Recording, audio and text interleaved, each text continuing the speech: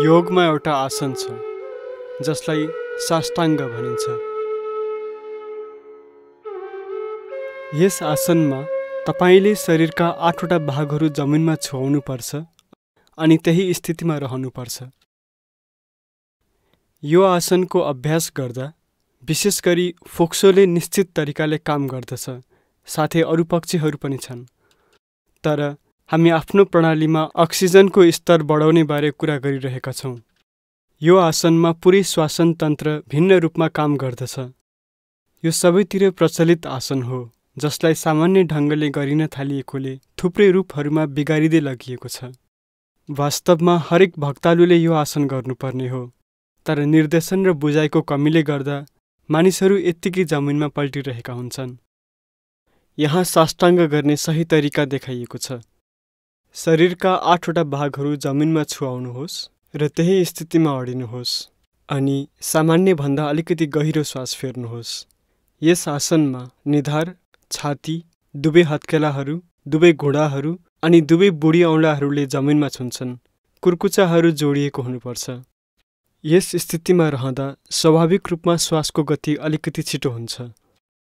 सम्भव भएमा 6 देखि 7 मिनेटसम्म सोही स्थितिमा रहनुहोस्, अन्यथा 3 मिनेटबाट सुरु गर्नुहोस्। 6 देखि 7 मिनेटसम्म यो स्थितिमा रहेपछि पुरै शरीर खुकुलो पारी आराम गर्नुहोस् ताकि तपाईको शरीरले जमिनलाई छुओस्। यसपछि मकरासन गरिनेछ। यदि तपाई पुरुष हुनुहुन्छ भने बायाँ हातमाथि दायाँ हात राख्नुहोस्। यदि तपाई महिला हुनुहुन्छ भने दायाँ हातमाथि बायाँ हात राख्नुहोस्। त्यसमाथि निधार राख्नुहोस् अनि 3 देखि 4 मिनेटसम्म आफ्नो शरीरलाई आराम गर्न दिनुहोस्। त्यसपछि दायाँ खुट्टा यसरी मोड्नुहोस् कि तिघ्रा शरीरसँग 90 डिग्री कोणमा हुनुपर्छ अनि घुँडा तलको भाग तिघ्राको भागसँग 90 डिग्री कोणमा हुनुपर्छ। टाउको दायाँतिर घुमाउनुहोस्। आँखा बन्द। सामान्य रूपमा श्वास फेर्नुहोस् अनि यो स्थितिमा आराम गर्नुहोस् 3 देखि 4 मिनेटसम्म। अर्को खुट्टाको लागि पनि सोही गर्नुहोस्। टाउको बायाँतिर घुमाउनुहोस्। बायाँ खुट्टा यसरी मोड्नुहोस् कि मानौ तपाई कुर्सीमा बसिरहनु भएको छ, अर्थात् तिघ्रा बाँकी शरीरसँग 90 डिग्री कोणमा हुनुपर्छ अनि घुँडा तलको भाग तिघ्रासँग 90 डिग्री कोणमा हुनुपर्छ। टाउको हत्केला माथि राखी बायाँ घुमेको हुनुपर्छ। 3 देखि 4 मिनेटसम्म यस स्थितिमा आराम गर्नुहोस्। फेरि एकपटक 6 देखि 7 मिनेटसम्म साष्टाङ्ग गर्नुहोस्। एकचोटिमा तपाईले एउटा पुरा चक्र 3 पटक गर्न सक्नुहुन्छ। यसलाई दिनमा 4 देखि 5 पटक गर्न सक्नुहुन्छ। मास्क लगाइरहनु भएकोले संक्रमण नहुँदा पनि अक्सिजनको स्तर कम हुने खतरा हुन्छ। त्यसैकारण यदि तपाईले यो अभ्यास दिनमा 4 देखि 5 पटक गर्नुभयो भने तपाईको अक्सिजनको स्तर अवश्य बढ्नेछ। साथै यसपछि सिंह क्रिया गर्नुहोस्। यसले तपाईमा रोगसँग लड्ने क्षमता बलियो बनाउँछ। आज पर्याप्त मेडिकल प्रमाणहरू छन् जसले पुष्टि गरेका छन् कि यसले वास्तवमै काम गर्दछ। थुप्रै विश्वविद्यालयहरूले यसमा अनुसन्धान गरेका छन्। त्यसैले यसमा धेरै विवाद नगर्नुहोस्। यसलाई अभ्यासमा उतार्नुहोस्। यो पूर्ण उपचार वा रोकथाम होइन, तर हामीले यो बुझ्नुपर्छ कि स्वास्थ्य पनि एकै पटकमा हुने कुरा होइन। हामीले आज जे जति सुधारका पाइलाहरू चाल्दछौँ त्यसैको नतिजा अनुसार स्वास्थ्य प्राप्त हुने हो। महामारीको यस समयमा कृपया यो अभ्यास गर्नुहोस् अनि आफूले सके जति यो सुनिश्चित गर्नुहोस् कि तपाई यसबाट संक्रमित हुनु हुँदैन, साथै तपाईले यो फैलाउनु हुँदैन। नमस्कारम, धन्यवाद।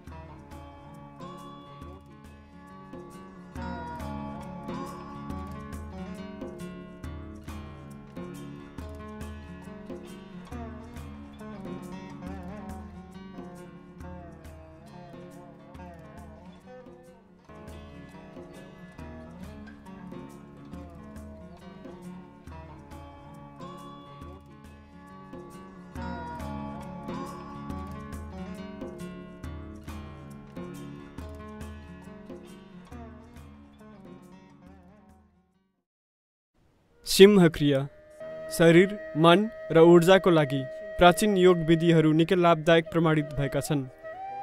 सद्गुरुले अर्पण गर्नुभएको सिंह क्रिया सरल तर शक्तिशाली योग अभ्यास हो जसले हाम्रो प्रतिरक्षा प्रणालीलाई बलियो बनाउनुको साथै फोक्सोको क्षमतालाई समेत बढाउँछ।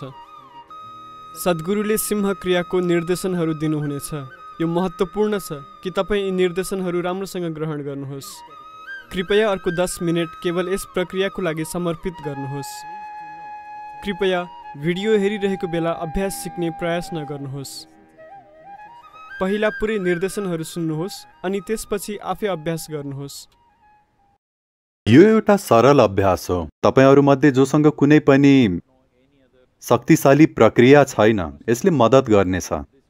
एउटा कुरा त यसले तपाईको फोक्सोको क्षमतालाई बढाउनेछ। अर्को कुरा यसले प्रतिरक्षा प्रणालीलाई बलियो बनाउनेछ।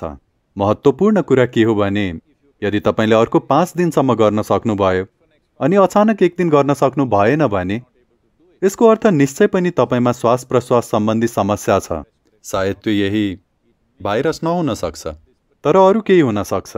चाहे जेसुकै भए पनि यदि अचानक तपाईले यो अभ्यास गर्न सक्नु भएन भने तपाईले आफूलाई जचाउनु पर्छ। यो अभ्यास यसरी गरिनु पर्छ। आफ्नो जिब्रोलाई पुरै बाहिर तन्काउनुहोस्, मुख खुला राख्नुहोस् अनि सके जति जोडले श्वास फेर्नुहोस्। पेटलाई झट्का नदिकन शक्तिशाली रूपमा श्वास भित्र लिनुहोस् अनि बाहिर छोड्नुहोस्।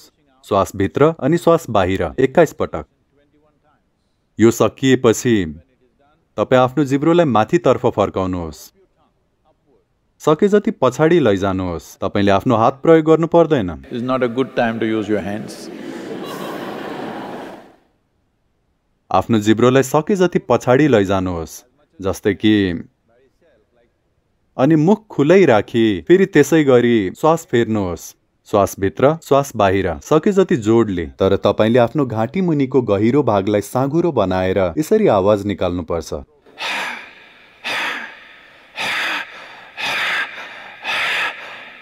आवाज निस्किनु पर्छ। यो महत्त्वपूर्ण छ। तपाई आफ्नो घाँटी मुनिको गहिरो भागलाई साँघुरो बनाउनुहोस् र आवाज निकाल्नुहोस्। श्वास भित्र श्वास बाहिर। पुरै श्वास बाहिर छोड्नुहोस्, पुरै श्वास भित्र लिनुहोस्। पेटलाई झट्का नदिकन सके जति जोडले भित्र बाहिर। अर्को 21 पटक जिब्रो पछाडी फर्काउँदै।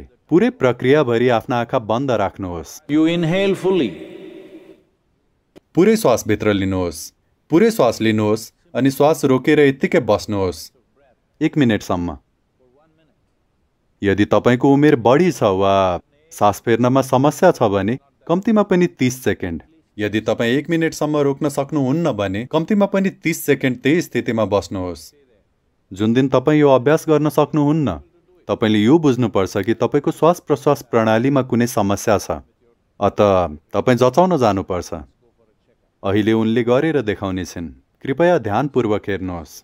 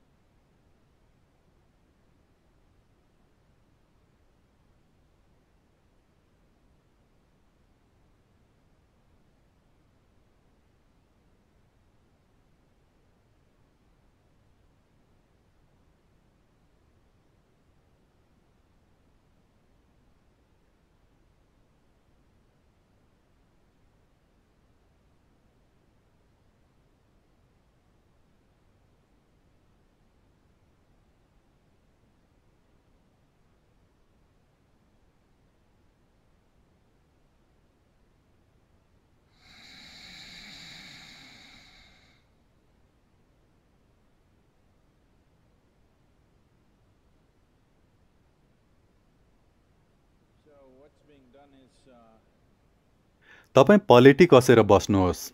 तपाईको शरीरले जतिसम्म दिन्छ त्यही स्थितिमा बस्नुहोस्। अनि दुवै हातहरूको प्रयोग गरी यसलाई यसरी माथि उठाउनुहोस् ताकि करङका हड्डीहरू डायफ्रामको भागबाट माथि उठुन्। पुरै माथि उठाउनुहोस् अनि जिब्रो पुरै बाहिर निकाल्नुहोस्।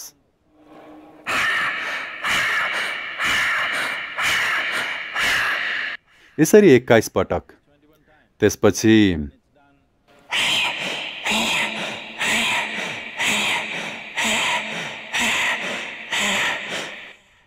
यो 21 पटक। मुख बन्द गर्नुहोस् अनि पुरै श्वास भित्र लिनुहोस्।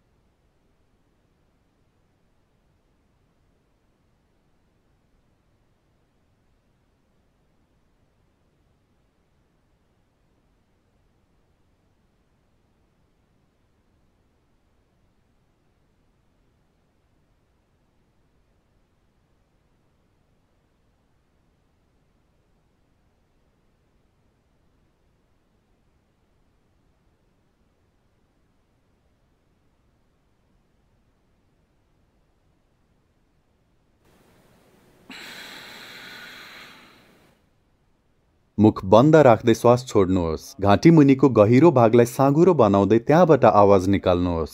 यदि तपाईँ आँखा बन्द राखेर केही समयसम्म बस्न चाहनुहुन्छ भने ठिक छ, त्यसपछि सामान्य गतिविधि सुरु गर्न सक्नुहुन्छ।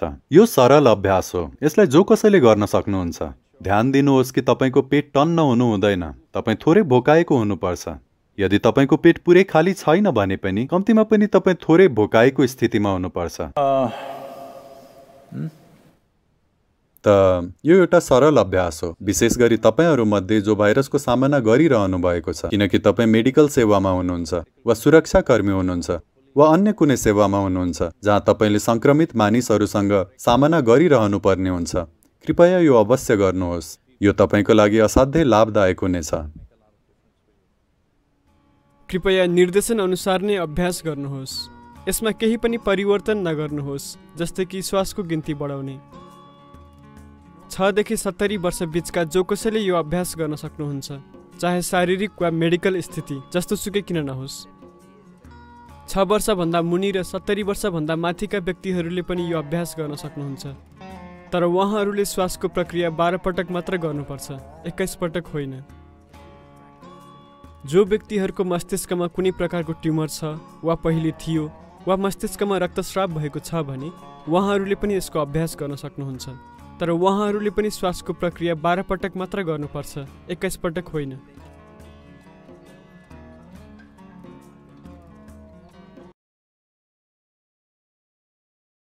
पलेटी कसेर बस्नुहोस्।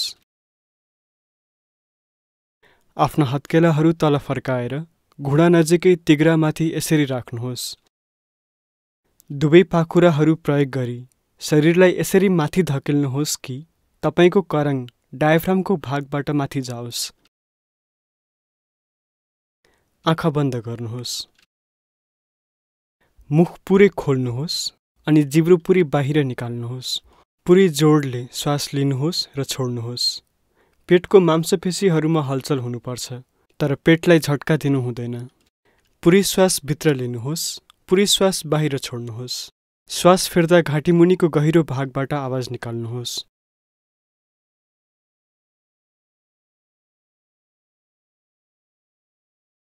यो 21 पटक गर्नुहोस्। यदि तपाईको उमेर 70 वर्षभन्दा बढी छ भने यसलाई बढीमा 12 पटक मात्र गर्नुहोस्।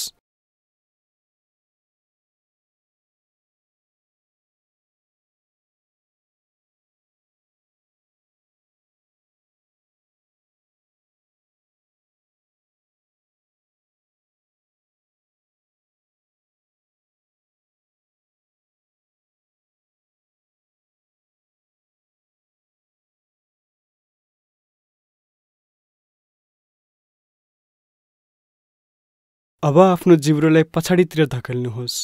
सके जति पछाडि लैजानुहोस्। मुख खुला राखी जोडले श्वास फेर्नुहोस्। श्वास भित्र, श्वास बाहिर, सके जति शक्तिशाली रूपमा। श्वास फेर्दा आफ्नो घाँटी मुनिको गहिरो भागबाट आवाज निकाल्नुहोस्। यो 21 पटक गर्नुहोस्। यदि तपाईको उमेर 70 वर्षभन्दा बढी छ भने यसलाई बढीमा 12 पटक मात्र गर्नुहोस्।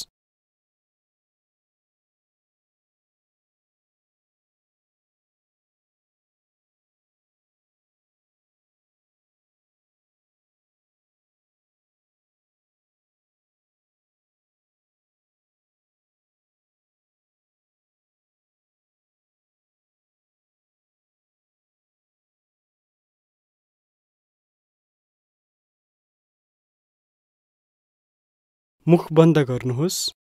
पुरै श्वास भित्र लिनुहोस् र श्वास रोक्नुहोस्। श्वास रोकेर वा भरी श्वास लिएर यत्तिकै बस्नुहोस् 1 मिनेटसम्म वा कम्तीमा 30 सेकेन्डसम्म।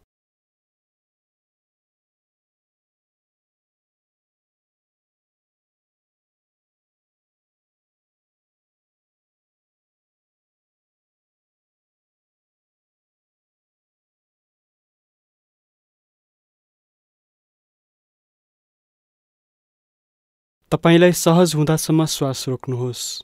श्वास छोड्न आवश्यक भएपछि मुख बन्द राखी घाँटी मुनिको गहिरो भागबाट आवाज निकाल्दै नाकबाट श्वास फेर्नुहोस्।